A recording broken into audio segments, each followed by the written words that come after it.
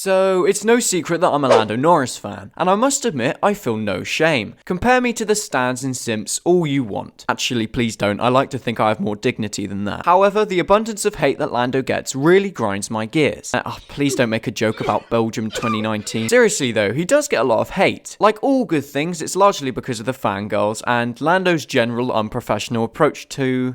well, everything. This shouldn't take away from his driving ability, however. Lots of people claim that Norris is overrated. However, on the other hand, I'm here to argue that he's actually underrated. But if you disagree, before you dislike the video and leave, just hear me out. And if you disagree by the end, just start a nice discussion in the comments. Everyone shouts about how good George Russell is. Oh, you got some abs, you're hard. Shut up, I'm not jealous, you are. Yes, of course, George is a fantastic driver and definitely championship worthy given the equipment. But why don't people see Lando this way? Therefore, I'm going to take an original approach to this video and do something that no YouTuber has done, and that's going through his career. To answer the question, is Lando Norris better than people think?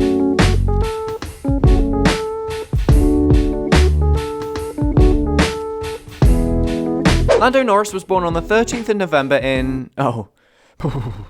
Bristol. Yes, his family were incredibly rich. Okay, incredibly is an understatement, but hey, Lance Stroll proved that rich drivers can have talent, but if we look over the fat stacks, which probably requires a very large ladder, Lando's junior career is very impressive. He started his racing career at the age of 7 when he claimed pole position at his first ever national event. In 2013, Norris won the World Karting Championships held in Bahrain, the WSK Euro Series, and the CIK FIA European and Super Cup titles. The following year, he won the CIK FIA KF World Championship with Ricky Flynn Motorsport, therefore making him the youngest ever karting world championship winner. So he was instantly very talented in go-karts. In 2014, Norris attended the Ginetta Junior Championship where he came 3rd, which was a very good result for his professional debut. The next year, Lando attended the British Formula 4 Championship with the Carlin team. He would win this championship whilst Dan Ticktum embraced the Codemasters F1 game rage and straight-lined Ricky Collard into safety car. Yet somehow 6 years later, he's in Formula 2. How is overtaking 10 cars under safety car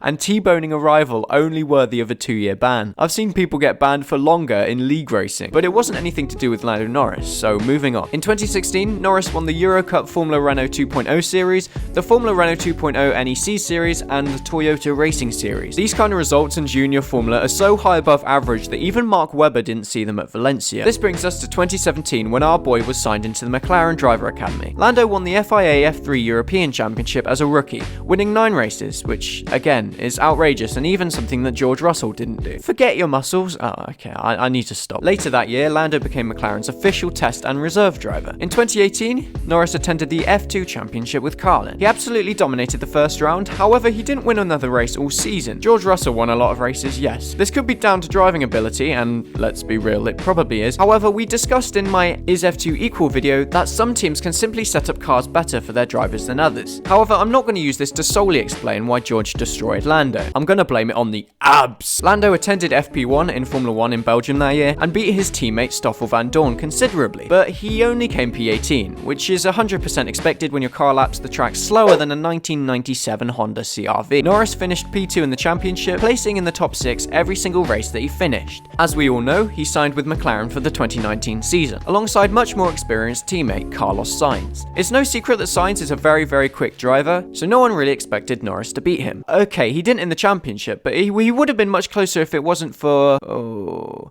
Belgium and Canada. He picked up 11 points finishes, which was respectable. 2020 was a much better season, scoring that legendary podium with the help of Scenario 7. He finished 8 points behind Sainz with P9 in the championship. Yet, no one really gave him much credit for it. Everyone was focused on George Russell's qualifying and attempt at scoring a point. At the end of the day, who can you even compare George to? Latifi? Because, I mean, any old human could probably be a moving advertising device. Apart from, maybe Alessio Di Lado. Okay, I know George destroyed Bottas as well. This is all just a bit satirical at this point. Obviously, Russell's performances were very good, and I'm not taking that away from him at all. But so were Lando's. I'm pretty sure that next season will be an absolutely fantastic indication as to the kind of pace that Lando has. Ricciardo is probably one of the best drivers on the grid, so if he can hold his own, then hopefully, and I pray, Lando will get the credit that he deserves. And hopefully the fangirls can just do one. Just realized while writing the script that I'm starting to sound like a fanboy. I'm not, I promise. Okay, maybe I am. However, my points are still absolutely valid. I suppose my overarching point here is that you can never compare any drivers to anyone other than their teammate. Therefore, I am by no means claiming that Lando is better than George, because you simply can't say that. For me, one of my biggest issues in the motorsport community is the fact that people try and compare one driver to another who hasn't been in the same car. Like, comparing Max Verstappen and Lewis Hamilton would only be possible if they were teammates. Therefore, in conclusion, I'm by no means saying that Lando Norris is the best driver on the grid. I just feel as if he doesn't get the credit that he deserves. And if you disagree, that's absolutely fine. There isn't ever going to be conclusive evidence to suggest that he is any better or worse than Russell or anyone else, but you should view them on an equal slate. Therefore, I believe that Lando Norris is better than everyone thinks. Anyway, as usual, they are just my opinions. I'm aware that they were more confrontational than normal today. However, I'm not trying to start hate or anything. I'm just simply beginning a discussion. Therefore, leave your opinions in the comments below and keep it civilized. My comment section is normally an awesome place, so it would be great to keep it that way. And if you enjoyed the video enough to watch more, please remember to subscribe to the channel and drop a like. And if you do those things, I will see you all in the next video. But until then, take care and thank you very much for watching.